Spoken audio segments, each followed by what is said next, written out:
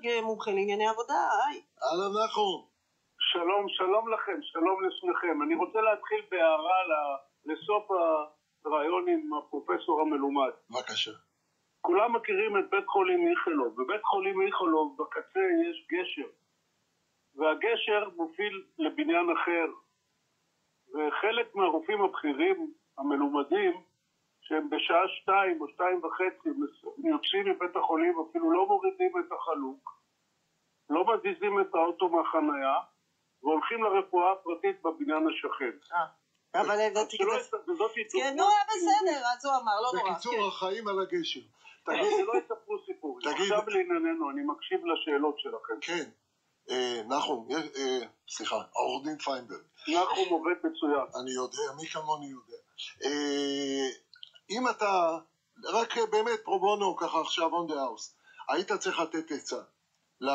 אותי מעניין כבור ועם הארץ, מה היה קורה אם מחר, אחרי 18 שעות, המתמחים היו שמים את המפתחות והיו אומרים, מילאנו את תפקידנו, איך היו מטפלים בזה, והאם היה להם זכות הגנה בבית משפט? אז נתחיל ככה, מעל 18 שעות, לאור הצו החדש שהוציאה שרת הכלכלה, אי אפשר להעסיק אותם. אז זה אין לנו בעיה היום. אותם אנשים שהצו חל עליהם, ואני לא מצוי לגמרי בפרטים, אבל כנראה שכרגע לא על כולם. אחרים חייבים לעבוד.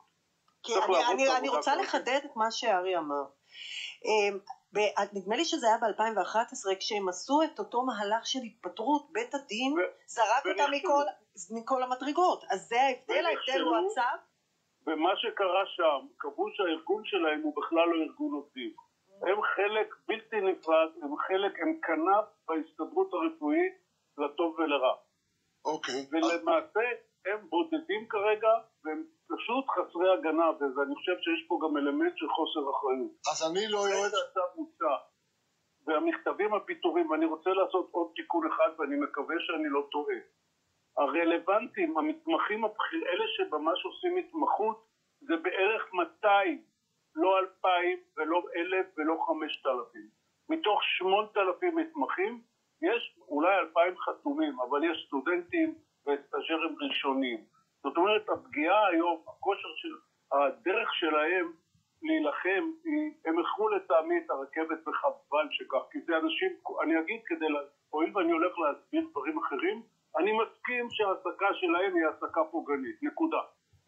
לא יכולה להיות מחלוקת שמדובר בהעסקה פוגענית. מה, הם כיוונו לעצמם אקדח? והסיפור שמספר לנו הפרופסור, שהוא עבד גם שישי שבת ראשון, שני, חמישי, הוא צודק לגבי מה שהיה פעם. אתה יודע מה זה מזכיר לי, נחום? אתה יודע מה זה מזכיר לי? את המקים בטירונות. אתה טירון, אתה מקלל את הרגע, אתה מסיים את הטירונות, אתה דופק את המחזור אחריך, כי אתה אומר, היה בסך הכל חוויה. כן, אז עכשיו מה הם צריכים לעשות? בואו נהיה, אנחנו רוצים, אין לנו המון זמן, לכן אנחנו רוצים לנצל את הידע הרחב שלך. מה הם צריכים לעשות? להערכתי כרגע, במצב שנוצר, הם צריכים להמשיך ולהיות בקשר משולש עם שר הבריאות, משרד הבריאות, ועם משרד הכלכלה, ועם ארגון הרופאים שמייצג גם את הרופאים האחרים, כדי לקדם את ההבטחה של שרת הכלכלה, שהיא מבחינתה עשתה צעד יחד עם שר הבריאות, צעד גדול קדימה. ואני לא אוהד שלה או לא אוהד שלה, היא עשתה צעד גדול קדימה.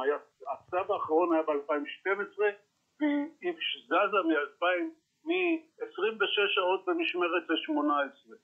והיא מבטיחה להם שיתקדם. כרגע להערכתי הם צריכים לעשות נסיגה טקטית. אגב, תחשבו רגע שברמת הפרט, עובד שנתן מכתב התפטרות, המעסיק לא חייב לקבל אותו חזרה, ואנחנו לא מדברים רק על מדינת ישראל.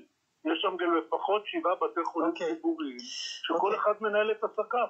עורך דין נחום פיינברג, מומחה לענייני, ממש בחצי משפט. ברשותך הערה קצרה. כן, בבקשה. כשהוכנס שכר המינימום במדינת ישראל, שרת העבודה דאז, אורה נמיר, אמרו לה, אם את קובעת שכר מינימום, ייפגעו המתפגלים החלשים, במיוחד מפעלי הטקסטיל.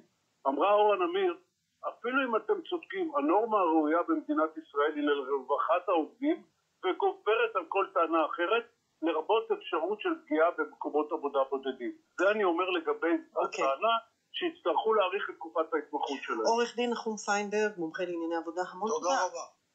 תודה לכם, כל טוב.